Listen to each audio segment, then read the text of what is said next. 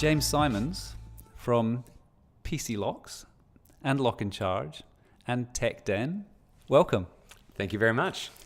Can you give us a little introduction on who you are? Yeah, well, you've made it sound longer than it really is. Three companies. I would say we are three brands. Effectively, really just two brands. So PC Locks is a company started by my dad, Paul, with a friend of his, Craig. And this was back in 1997, 98. My dad was a school teacher, a high school teacher in Balladura, actually, and noticed an increase in theft of school computers from the classroom. And at that time, it was extremely prevalent. In fact, around 40 desktop computers per day were being stolen from the Perth CBD. It was a crazy number. And so I think at one stage he was helping the school roll out some new computers, and they were putting them up against desks, and being the practical person that he is, was just saying, you know, what are we doing putting computers right next to these windows? We just may as well, you know, put a sign. Yeah, put a sign, give them the key to the front door. It's less mess. I mean, and that was a big problem, was not just the computers being stolen, it's the police reports that had to be done. It was the new windows that had to be bought, the cleaners that had to come in. It was just a huge inconvenience and just a horrible thing that was going on. So he just, being a problem solver, just said, maybe I could solve this problem. Went back to his shed and he designed this locking device that locked the computer to the desk.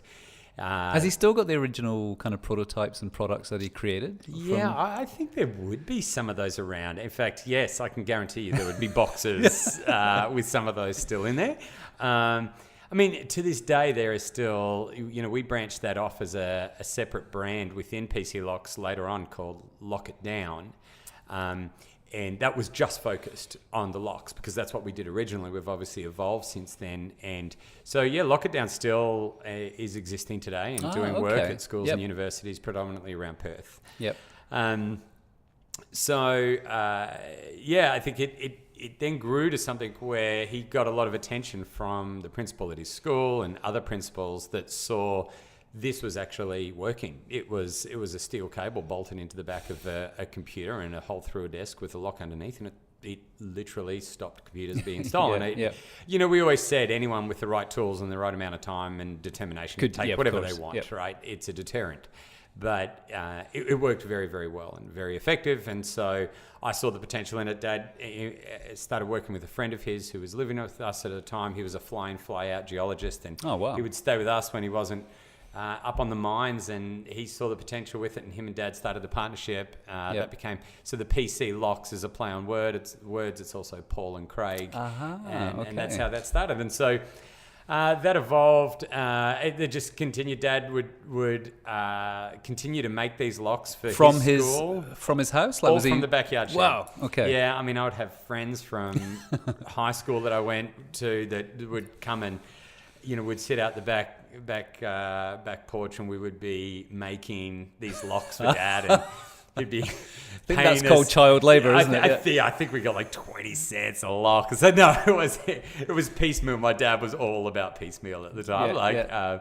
So it was a good way to do it, but it was a lot of fun, and I took it more seriously soon after they had begun because I could really see the potential, and I enjoyed sales. So I said to Dad and Craig, look, I'm happy to run sales for you. I know you haven't got a lot of money. I'm happy to work on commission predominantly. But this was really starting to get traction. And the more I was out there just knocking on school doors, it wasn't me personally. Anyone could have just been getting out there, getting in front of people and showing them the product. And people could really see the value in it because there was such a need for it at the time. What were you doing at the time? What was your... Were you how old were you at this stage? Yeah, well, so what happened 98 was I finished school in 97. 98, I was... Working in the backyard. Working in the backyard. Yes, I definitely was. I actually took a break and went to... I didn't know what I wanted to do with my life. And I'd finished high school, and I thought, well, I'll apply for teaching because my dad was a teacher, and my mum was a teacher, and my sister was a teacher. Oh, wow, okay. And my dad's like, yeah, you're not going to apply for teaching. He's like, you would not... He could tell this is not what I would want to do or that I would be suited to it. So I had a friend living in North Queensland. He bought me a one-way ticket. Just said, just get out, live, travel, Excellent, yeah. get to know the world, and then maybe you might get an idea of what you like and you enjoy. And so I was working in hospitality and doing customer service and that sort of stuff, and I really resonated with that because I love people and I love, I suppose, just I didn't like school at all, so it was really nice doing something different. Did you do well at school though? Were you? Yeah, I was. I think my strong point was math. I was just naturally, I found that very easy. I enjoyed actually accounting. I did in year 11 and 12, and I even did a summer school. Totally sounds like nerd camp, but it was this summer school where you actually had to run a company. You got divided up into groups of 10 people, and there were 7 companies. Wow. And funny enough, this is WA based. They don't run it anymore, but it was done Why in Perth. not? It was a fantastic. It was a fantastic program because I was 16, and we got broken up into groups of 10, and there was 7 of us, and so 7 of us were running these 7 virtual companies, and what we had to do was that you would all sit around and you had to then vote on some positions in the company, and they said, well, we've got to have a CEO, and I had never heard the word CEO. I didn't know what it meant. What does it mean? Yeah. And they go, well, it's the boss, and I'm like, oh, cool, I kind of like that idea. Anyway, we didn't know anyone. It was like I was the only one from my high school. The rest were other high schools from around Perth. And within a couple minutes, people had said, James should be the CEO. Wow. I think I'm just the loudest. And I think a lot of the time, that's usually how it works. But I got voted in to be the CEO, and that actually meant that the next week wasn't as fun as I would have thought, because I was responsible. It was all on your shoulders. It was all on me. But I also learned very quickly how to delegate because I was by far the dumbest person at the table. And they were asking us to simulate the running of this online company. I mean, the internet it was just starting then. For us, we still had dial-up and mobile phones. No mobile phones, no distraction. I did actually have just the Nokia 3810 or whatever those. But I didn't even know how to do a text message back then. So we had 5 modules. We had to run this simulated company. I had no idea how to do that, but there was 2 guys on there that knew exactly how to do it. So I was just checking in, tapping them on the shoulders. Good job. Yep. Wow, that looks good to me. I had no people idea what skills. Then there was, you had to make an ad, and I put my hand up for that. So I thought, okay, we'll design a product. And I was on the team where we designed a product, and it was a drink, and it was called Wings. I still remember it. And it was kind of like, you know what? It was really interesting because this was before Red Bull was popular. And so we developed a drink called Wings, and we filmed this ad where the camera came down, trick photography, right? So the cameraman would come over to each of these groups during the week and say, I'm here to film your ad. You just direct it and tell me what to do. And so I said, all right, I want you to put the camera close on my face. I'm going to have a swig of this drink, which I'd wrapped a can with a piece of paper and done a logo of these wings on there. And I said, then I want the camera to pan down my body to my feet. And so as it came down and you saw my feet on the ground, I then grabbed the staircase above me and pulled myself up, and I levitated. And it was like 2 years later or a year and a half later, my mum sends me this ad for Red Bull. Red Bull gives you wings. And it just started coming out on TV. And she goes, I think they ripped you off. And I'm like, that's probably not what it was. So maybe this whole business setup was purely to get ideas. Maybe Red Bull were infiltrating this. That's right. Maybe they were the sponsors. So actually, we did have as much Coke as we wanted to drink for the whole week. Coke was a sponsor. Coca-Cola. Okay, yeah. So, sorry. The soft drink. That for me was definitely a start. And so the winner. It sounds like that really sparked something in you. It totally did. It could have been, you could have ended up being the accountant for that firm or another. Do you think that would have changed your trajectory? Is there a possibility? I think there is, but I just know I could never be an accountant, right? So you're quite self-aware of what your strengths were. Yeah, and I think everyone at the group was too. I think we all kind of gravitated to what we felt comfortable doing. We had these 5 tasks. We said, okay, who's going to do what? Who likes what? And I'm going back a bit trying to remember. This is 20 years ago. Yep. So But I remember I really enjoyed that camp. And then the final day, everyone's parents came and you had to present your company. You had to present the product. Yep. And the room was full of people and you got graded on all 5 of these tasks. The winning team out of these 7 groups got to go to the national competition in Melbourne 12 months later. Uh-huh. And we won. So this group then went again 12 months later over to this Australian company. Now we'd all gone through. And you had to use the same product, so you had to. Oh, okay. So it was a fresh start. Different. Okay. And this was start again. A whole different a subset of activities we had to do. Same positions in the company? Everyone maintained the same position in the company. So I had to stay CEO. But it was the biggest fail ever, right? We flunked. We came like totally last. The person who had put their hand up to do the presentation pulled out 2 minutes before the presentation. So I had to get up there and just wing as CEO, it's on you. Right, it was on me. Like anyone else, no one put up their hand. And I remember presenting and saying stuff about this thing that I had no idea what I was even talking about.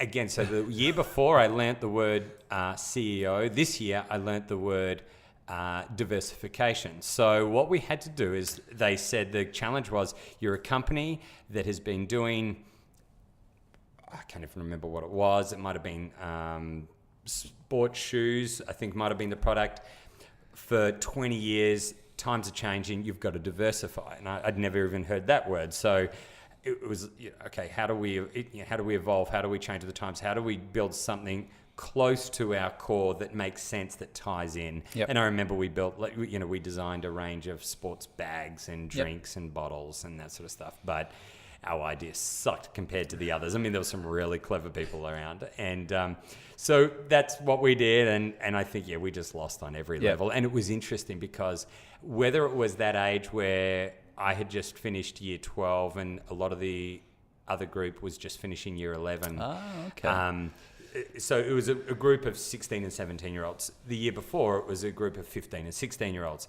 There was such a dynamic There's a big shift. I mean, boys shift. of that age, there's a big And shift the girls. In fact, it was almost like the next year around, it was like, why would I want to do this? Like, it was like they didn't even want to be there. It wasn't as cool. Okay. They probably worked out it was nerd camp.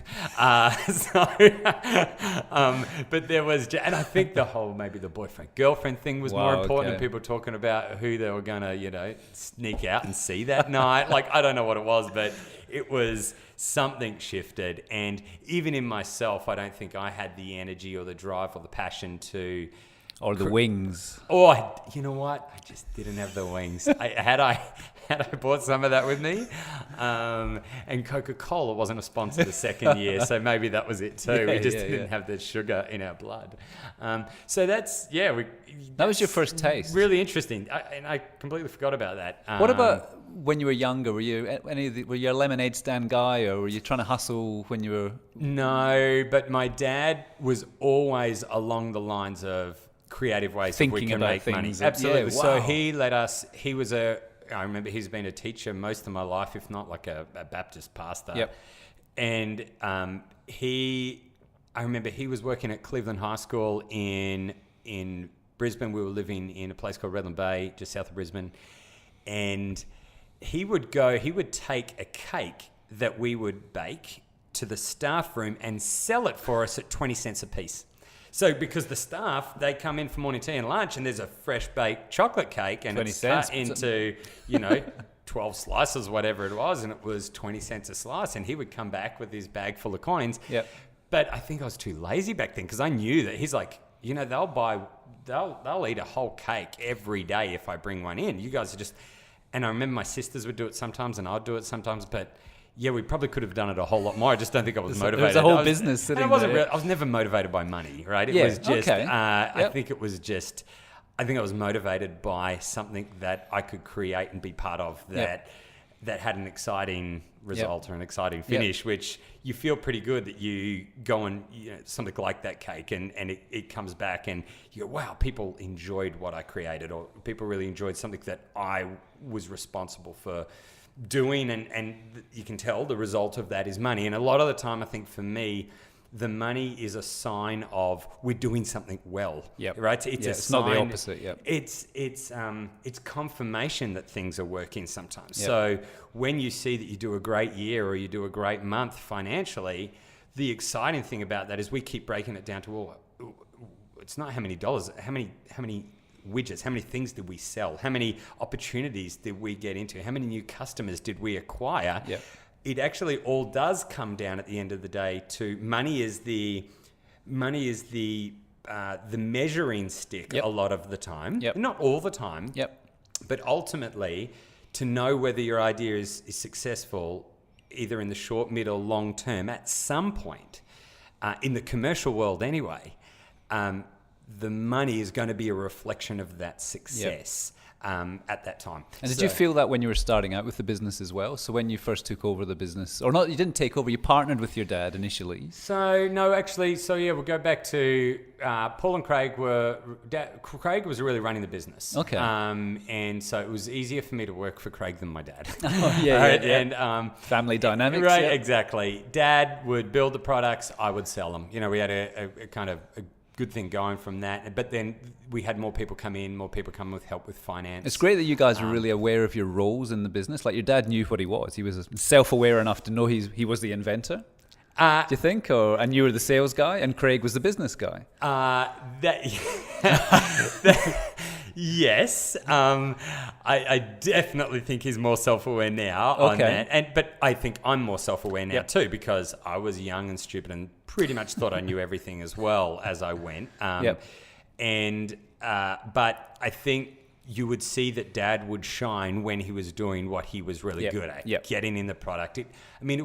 He was so about the detail of the product and the user experience.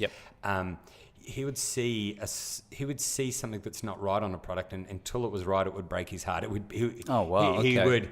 He took it so personally when he would see something just wasn't quite finished. It would eat him alive. He would lose sleep over it until he changed the design for that to work. Do you think that was an issue in the end? Do you think that actually halted some progress at certain stages, not getting stuff quick enough to market or not testing it out quick enough to market? Do you think there was...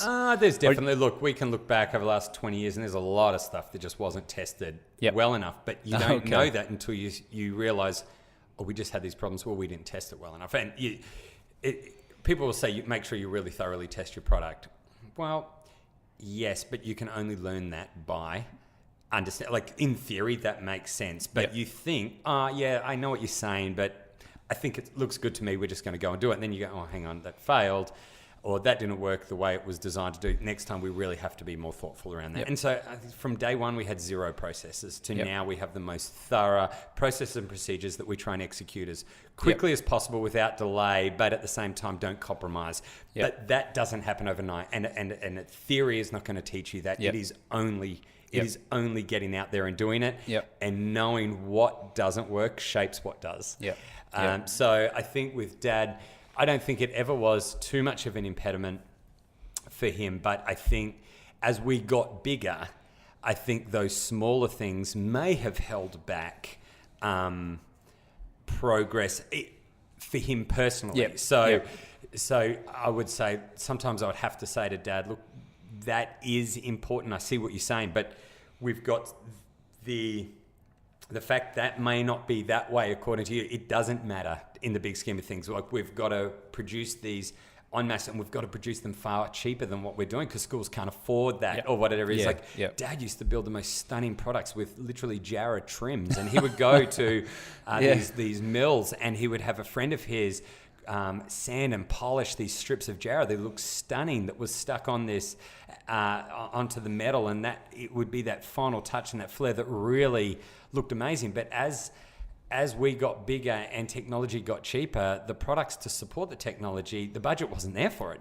And so unfortunately some of those things had to go. And that, I think, for Dad, he probably felt that we're cutting corners, or we're not living up to the standard that we used to have. The quality never suffered.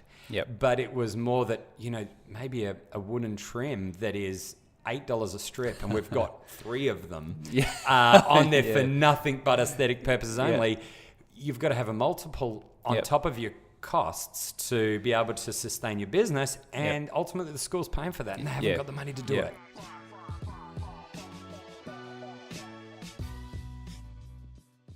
So, coming back to where we were in 2001, we could see that there was a shift in the market a shift starting. And we could see in the United States, particularly, they were trialing laptops in education. Yep. And there was no way that we were going to be able to, if we could see that desktops were attractive to thieves. You can imagine, what were we going to do with laptops? And and at that time, they were a very high value unit, especially compared to a desktop. Were there many schools using laptops at the time? Or very few. Yep. And so as we heard that they're building these COWs, as they call them, it was an acronym, COW, Computers on Wheels, in the US, we could see that there were some schools in Australia trialing laptop programs, but where were they going to store them, charge them, secure them? Yep. And the whole idea was then to have a mobile computer lab, not to have desktop computer labs. Yep. Think of the real estate shortage that we have in schools and the amount of classrooms that were being taken up with these big heavy machines that were only getting used 30% of the time for computing lessons, right? It was a separate lesson to go and learn computing. It's very different to the way we interact with technology today. So at that time, there was someone that my dad was speaking to that had seen how it was being done in the US and encouraged Dad to do the same for a school here. And so he developed a laptop trolley, a charging trolley, or in America they're called carts. And this would hold a class set. Well, the first one he did was a 20-unit laptop trolley, and it was called the iRoller. Again, a very elaborate mag product. Wheels. Yeah, this thing sold for $5,000. It was made locally. It was some really nice tubular steel, beautifully powder-coated, toughened glass top on it. Wow. Rugged as anything. And it was a really popular selling product. What was there competition around at the time, or was this sort of one of the first ones in nearly absolutely nothing. Wow. Okay. Absolutely nothing. And so at that time, we were really developing them for some schools here in Perth, and then over east started hearing about them. And so at that time is when I really became more serious with the company. It was actually around that time that I said I could do this full time. Okay. As I was talking about earlier. How many units would have sold by then? Very, very few. Okay. Probably 20 or 30 of these trolleys. Yeah. So we could see the potential for it, but the lockdowns were very popular at the same time. So we kind of that was still going. That was still pumping. That was still our bread and butter. Yep. And in fact, there wasn't always agreement between Dad and Craig whether this was even a really good idea that we go into that we keep making laptop trolleys. Maybe we should just stick with what we're good at, the desktop computer locks. So, and do you think you were integral in pushing it, keeping that momentum with the trolleys going? Well, whether I was integral or not, I could just see this is where things were going. I could see without a shadow of a doubt this made more sense because the price of laptops was starting to come down. This real estate thing was the biggest issue, and it made so much more sense to bring mobile labs to kids' classes. They're not having to move across the school and cause disruption. You're freeing up classrooms now to be used for other things. You could add extra streams of students. Some schools had 10 classrooms dedicated to computers. So it made so much sense, and we could see that going. But I also appreciate from, say, where maybe what Craig's perspective was at the time was that this was a big cash drain, right? There was a lot of risk in inventory and cash, and they had been building these computer locks, which were really a high margin, low cost product with a decent price tag on them because it had such a high value to the customer. Okay. So it wasn't a black and white issue, but I think come around 2005, Craig and Dad probably wanted to see the company go in different directions and different things for it. And so Dad bought out Craig. And at the end of that year, end of 2005, start of 2006, I became the general manager and took over. The issue with that was that I didn't find it extremely easy to work with my dad. And he probably didn't find it very easy to work with me a lot of the time as well. So we were very different personalities. Okay. And having two cooks in the kitchen was this only manifesting itself in a work environment? This obviously wasn't almost. I was married. I was out of home at the time. So yes, it was really just at a work environment. We just saw things very, very differently. And we complement each other a lot as well, which is usually how it works. I remember one time my dad designed this product which he was telling me about it, and I just couldn't get it. And I'm like, Dad, I don't even know. I don't know if I like this idea. He's, no, you trust me. I'll draw it out for you. And he drew the product and showed me his drawings. I'm like, yeah, I'm still not getting it. I just don't. I think you're wasting your time. Not feeling it.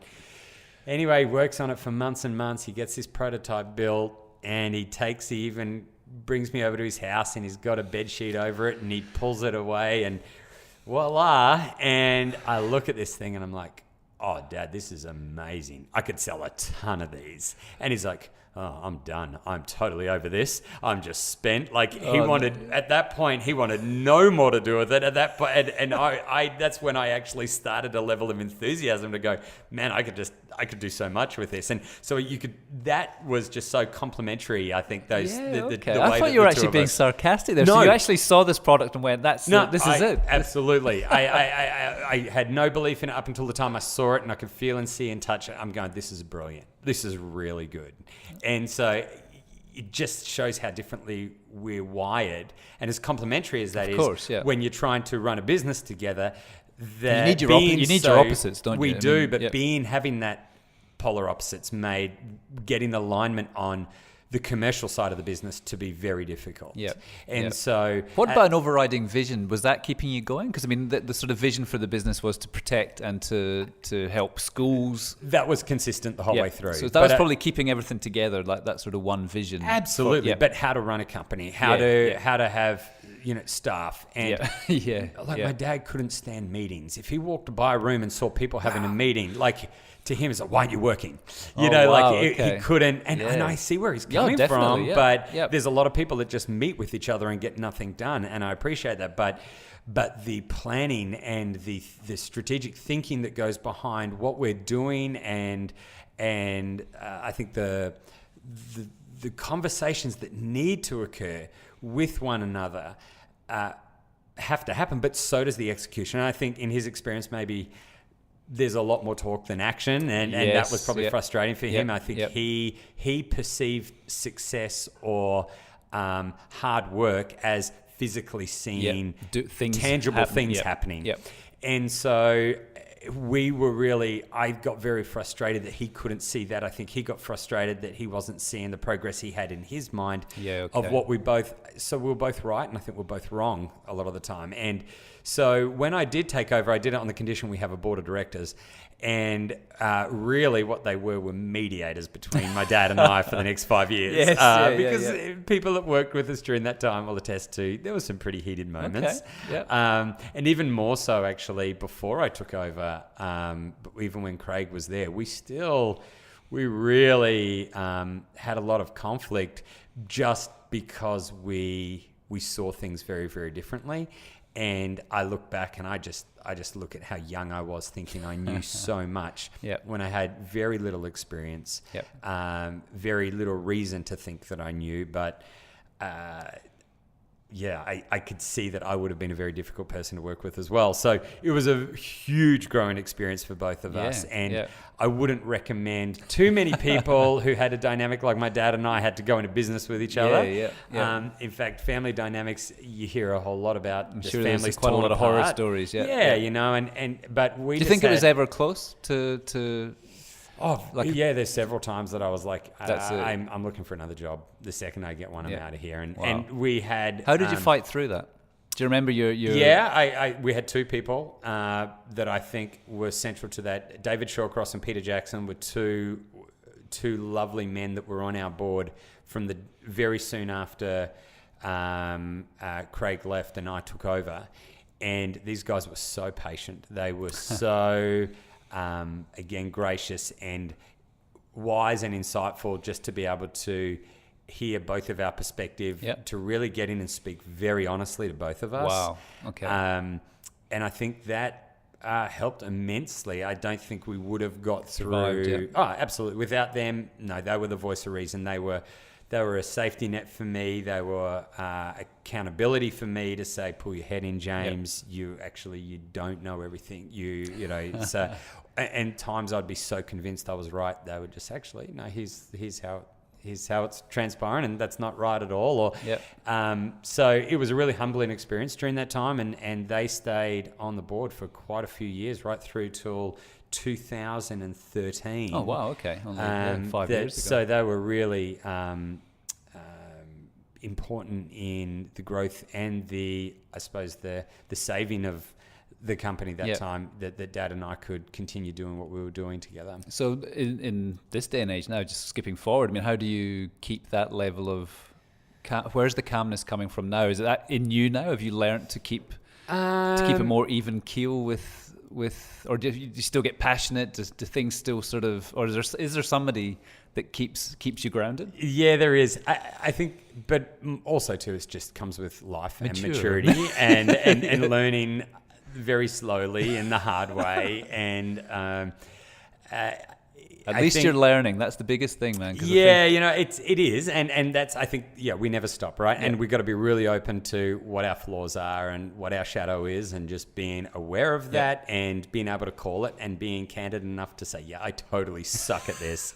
I really need you guys to help me with this. Yeah. So in control of the ego a little bit. Right. Yep. And I think Dad too, over that time, he pulled away a little more. So we split off that the lockdown part of the business. We split off, and he actually ran that more on his own as I built. I remember that split when it happened. Right, yeah, that's right. And so he was more involved with that, and the space that he and I had on a daily basis, I think, really helped strengthen our relationship. Yeah, okay. Right through to, if we fast forward 2007, by 2007, Kevin Rudd promised every high school student in the country a laptop with the digital education revolution, and we were building a lot of product by that time. Craig had left. Dad had really established our supply chain in China, because a lot of the manufacturers in Perth just stopped making it for us, because there was just so much business in the mining sector that we were forced to go and find a way to make product and do it affordably that schools could afford. So with a lot of trial and error, he was back and forth to China a lot, getting that established with contract manufacturing, and we then really had a good system going with some really sophisticated people coming into the business from a design, business processes and engineers, designers, and they brought all of their, all their disciplines with them. And we really grew. Everyone that would come in would actually complement the culture and the efficiency of the organization. So 2007, we had a really good supply chain. We were selling a lot of the trolleys. And we gained a lot of international attention as we started rolling out a lot of these products to support the DER. By 2010, we were getting a lot of interest overseas saying, can we sell your product? And the US was the biggest part of that. And so we felt, there are competitors in the US, and we had competitors in Australia. You asked before, do we have any? Not earlier on, but we have had many since. And some Australian-owned, some importers. But we've really been able to stay ahead of the game with really being teacher-centric from the design, really thinking from an education perspective, which is, again, got my dad's fingerprint all over that. And we moved to, in 2010, wanting to look at where can we take these outside of Australia. Now that we've got so much IP invested in this, we really do understand how it works inside a classroom, and that's going to be universal no matter where you are in the world. And so the US, we saw it was a competitive space, but we really felt that we had something unique.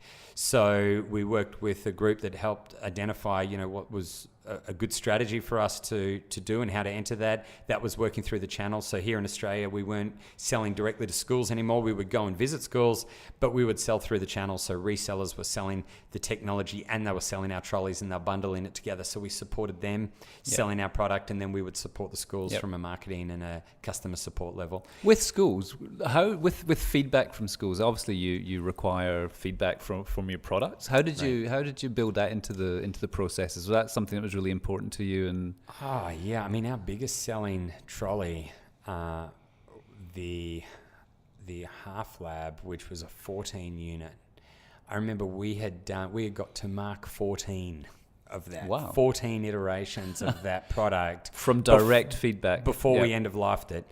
And I would say 80% of those improvements came from, if not more, from feedback from schools. Hey, it would be great if you could do this. Or you know what, someone, when you push this over the pavement, it's rattling a lot. And, so we'll test it here on our surfaces, not understanding truly the surfaces of school, for instance.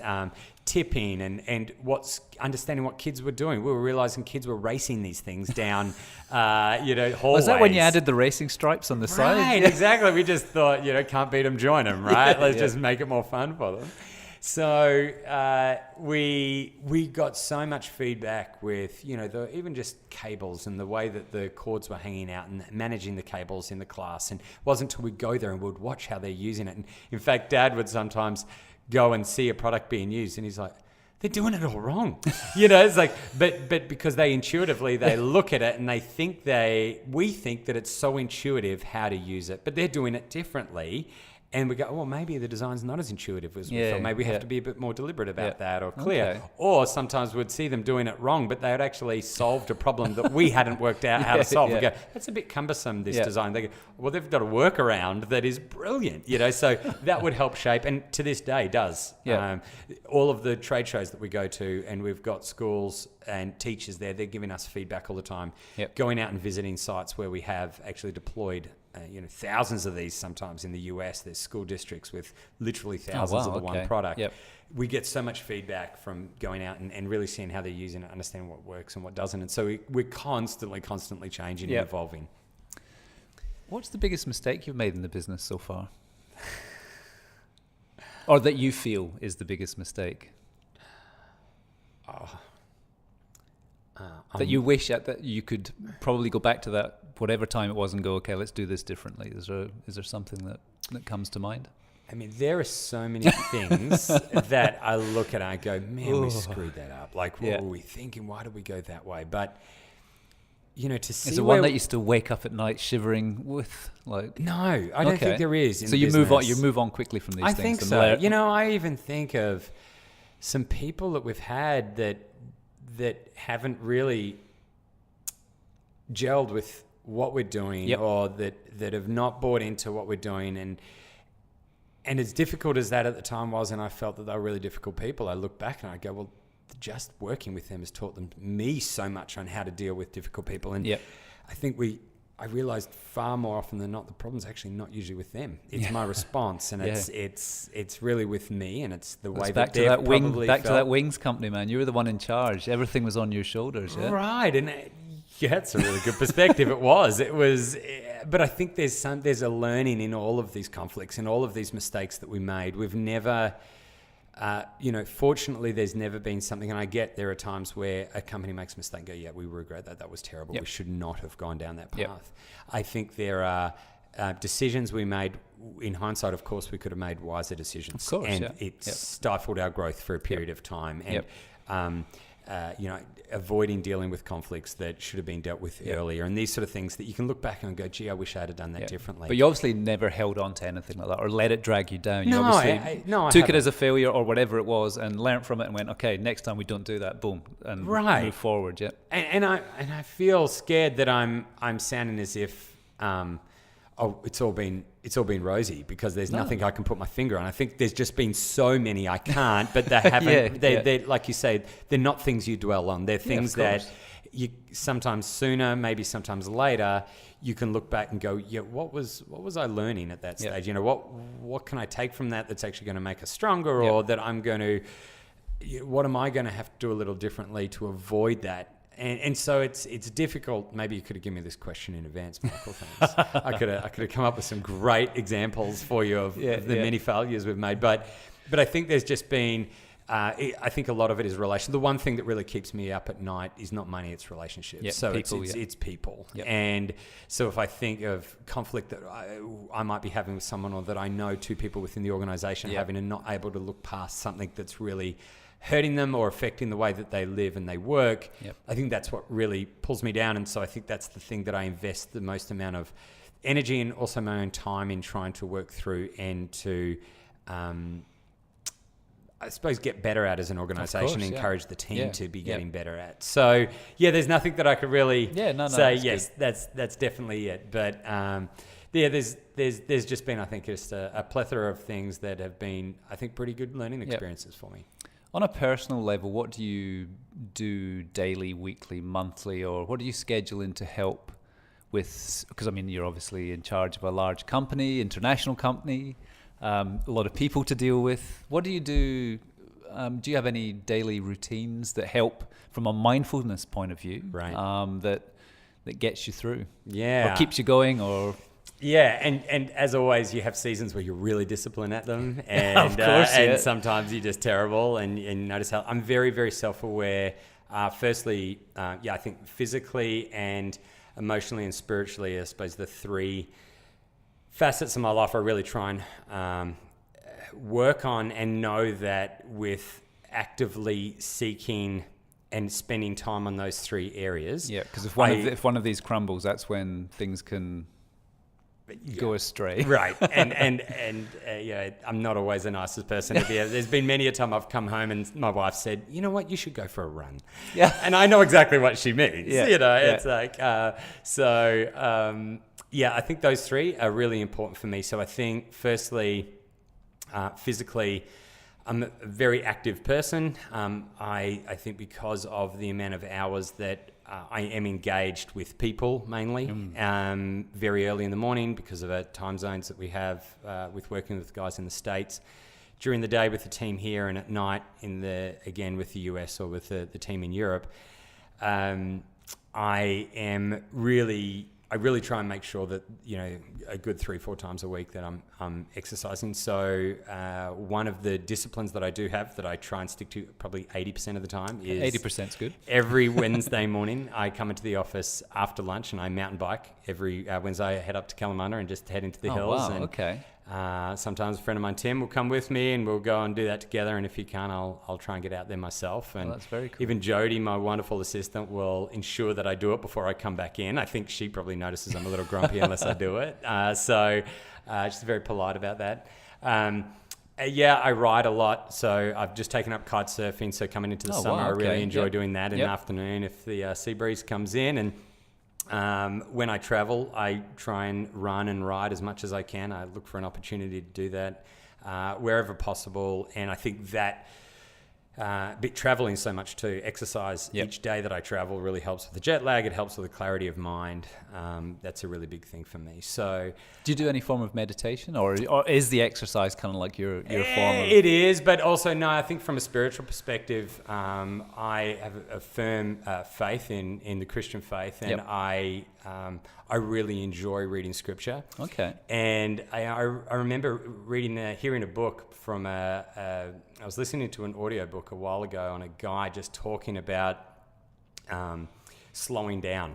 Yeah. And which is weird for me because I even listened to the audiobook on 1.25 speed because I wanted to get through it quickly. But one of the things he even recommended is regardless of your faith or your belief, just even going and reading some books that have actually lasted the test of time. Definitely. And so reading the scriptures for me, I think resonate with my faith and my belief and my worldviews. I find it very encouraging, challenging, inspiring, all in one. But I think that's probably one of the biggest things that my self-learning comes from is, how do I reflect, say, the life of Christ, who's someone that just came to the world and just did an immense amount of good for people and put himself before other people. He modeled this better than anyone in history as a leader that actually stooped below everyone else and said, actually, I'm here to serve.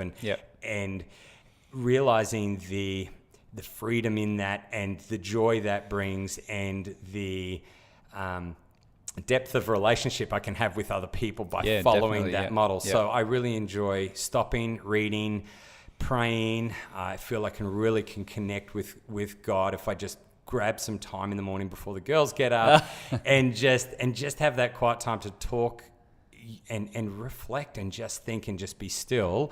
For me, it is like a coffee in the morning. Like it is, there's something that really, I do feel energized. I notice the effects of it during the day. Wow. So it's something that I really enjoy doing. So that's very personal for me. And I think so that's the physical, that's the spiritual. And I think just just relational is I'm a very relational person. So I get energized from other people.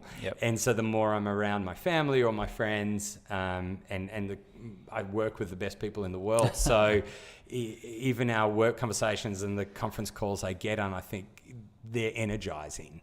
So I think they're the things I really try and make a central part of what I do on a daily basis. That's excellent.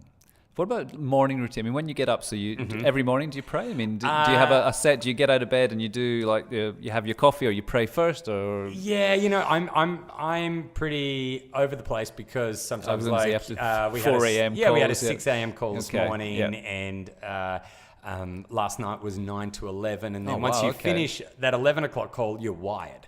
So it's like I just can't go to bed. It's like I might go make a cup of tea after that, and then I'm like I'll do a few more emails. And the guys in the States, it's like 10 a.m. there, so I'm like, so they're pinging. I can talk to them, and I'm not disturbing them at their dinner time, which usually is in my early morning. So I make the most of it. So sometimes I'm a bit groggy in the morning and I won't do it. So I will try kind of just set the alarm around 6. So at least 5 hours sleep some nights. Oh no, I can't do that. I'm a big sleeper. Oh, good. Yeah, I think like if I can do less than 7 for a couple nights in a row, then feel it. Then I know I need a good 8 hour. So I do find it. It's just it's just not always consistent. On the weekends, I'll usually get that. So it works quite well. I'll just get up. I just go hit the couch and get my Bible out, or I'll just put some music on, or I'll. But sometimes the girls get up and it all falls to crap, and I end up just doing something else. You know, it's like I'm not super religious about it. It's like I try and get selfish about it because I know the value it brings to me. I know what that does for my soul. And but I'm also not always really disciplined on that because I might find something else to be more important at that time. Yeah. Definitely. I've got a question that I've asked quite a few people on the podcast. Mm-hmm. If you were starting a business tomorrow, like a new idea, your dad's come up with a new product and he wants you to sell it for him, and you had $10,000, what would you do with the money? If I had $10,000 to go and start the business. Yeah. So right. The first thing in the business. What's the first thing I would do? Yeah. Okay. I think I would use that money to, if it was a physical, and I'm going to talk physical because the company's evolved to physical products. Even though now we build software into our products, and they're connected hardware products. We're really into the IoT space now, and we're becoming an IoT company. So one of the things that we're doing, and you've heard this term used a lot, is fail fast. Yep. Is it just another new term? Probably, but actually it's a really good concept, and especially through prototyping. So where I'm getting to is, if this was a physical product idea that my dad designed and said, I would as quickly as possible invest money in a prototype. Because you even just heard before the level of enthusiasm that I had when I could feel and touch the product. And for 90% of humans, that's the case. So the best thing is, get that idea into a reality as quickly and cheaply as possible, and then start getting feedback. Rather than spending all of that money in refining design. The other thing I would do is, if I really wanted to, I am a big believer, and a lot of people have sometimes get the order wrong of priority of spend, and that is so much money and time gets spent in refining and getting the design right, rather than getting a concept and going and selling. So I have a friend of mine who had a great idea for a business, but just spent all his money and all his time getting it right. And I reckon he would have been a lot better going and employing a salesperson with that money and going out and getting some deals, getting them on the line, and then building the product for them, knowing that he's got a deal in the pipeline.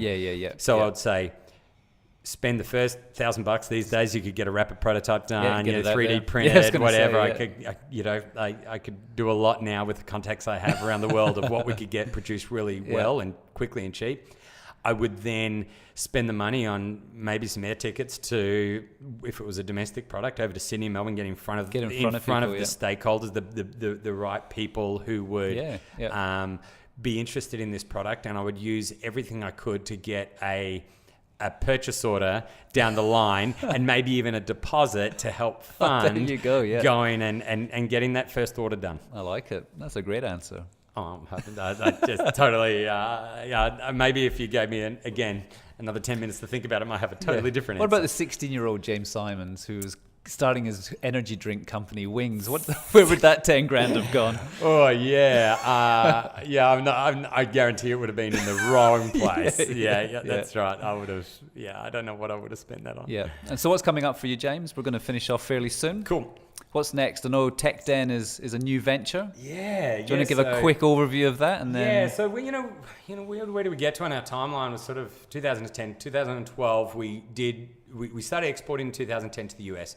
2012, we moved to the US. I said to my wife, look, I'm traveling to the US every 6-7 weeks and I never get to see you guys. Let's go and set up an office. And I'm a true believer that if you want to go overseas and into a new market, the only way that you're going to be truly successful is get there, do it yourself, build a team around you, get in the trenches and just roll your sleeves up like the day you started the business here. Yep.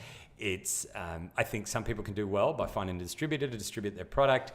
I mean, we've done that and we still do that, but it has to come from a high level of engagement and involvement personally to get the buy-in from people. So we were living there for, my wife, I promised it would be 1 year, ended up being 2.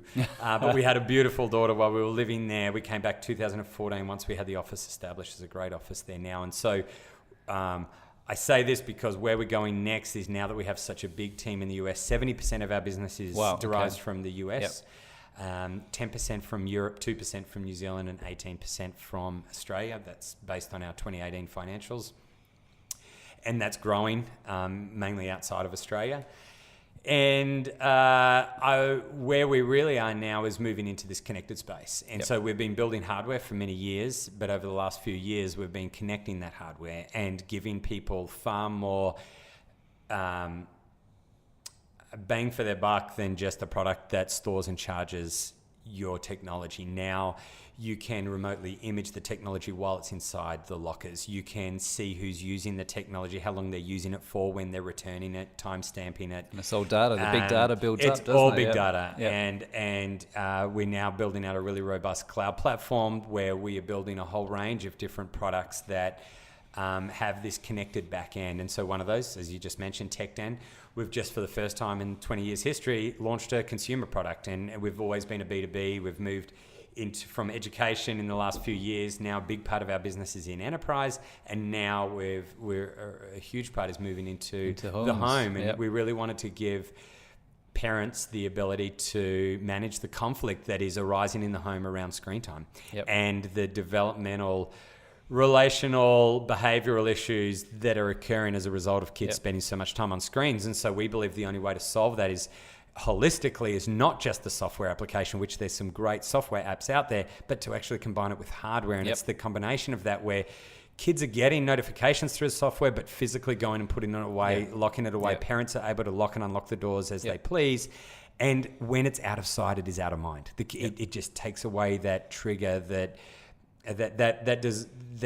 desire that is triggered to use it from a message that comes through from a notification of an update on a game or just even physically seeing an iPad. My daughter will ask for it. If she can't see it, she won't ask for it. Yeah. So they're giving parents just tools to help this, and it doesn't abdicate their responsibility as parents. It's just helping them manage this and develop healthy screen habits for the parents as well. And that's maybe there's something in the pipeline there. I think so.